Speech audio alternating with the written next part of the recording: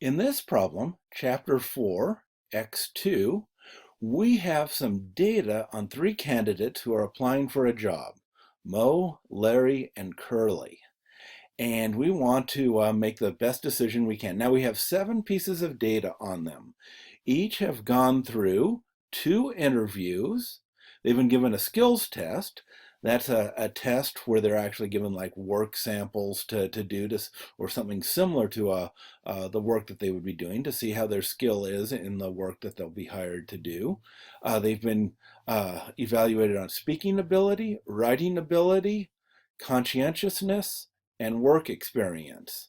So conscientiousness is a personality trait that best predicts how people will do in a work environment. Will they follow the rules? Will they come to work on time? Will they come regularly? A lot of important characteristics are associated with conscientiousness. And we have the weights that we want to give to everything. Now, if you give too much problems to weights, we can have there's some legal implications there. So it's best to weigh things like interviews and the work experience the most. So they're all weighted with 20, whereas the skills test, the speaking ability, the writing ability, and conscientiousness are weighted as 10. And then we've got the scores for the 3 candidates here.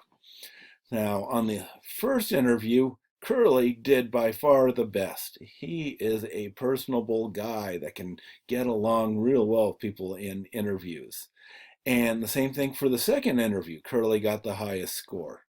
Now, on the skills test, it was Mo who scored the highest. And both Mo and Larry did very well on the speaking ability evaluation. Same thing with the writing ability. Both Mo and Larry did better. And in terms of conscientiousness, nobody was super high, but Mo and Larry did better than Curly. And in terms of work experience, Larry has the most experience and Curly the least. So as we can see here, there's no clear-cut candidate that stands out from the other 3. So what we're going to do is we're going to create a weighted average of scores based on the scores that each individual got and based on the weight that we have assigned the scores. So let's first thing we're going to do is we're going to calculate the total of the weights. Total, and then for the weights here, we're going to add them all up. That equals sum, open parentheses, and then I4 is the first weight, and that's going to, then 2 dots, and it's going to go down to I10, and then close parentheses, and the total weight is 100. So that's good. We want to divide things by that. So now let's use the sum product command to find a weighted average for each of our 3 candidates.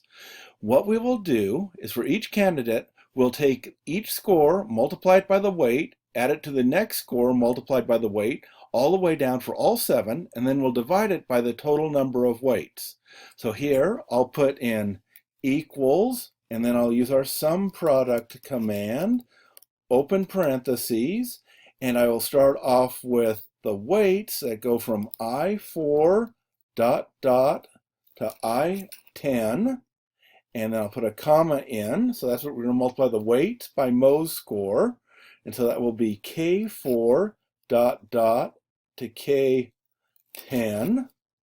and then we'll divide by the total number of weights, and that is I12, and then I press enter, and we get a total score of 86.5. Now, I could type that in for Larry and Curly's, or I could drag this over.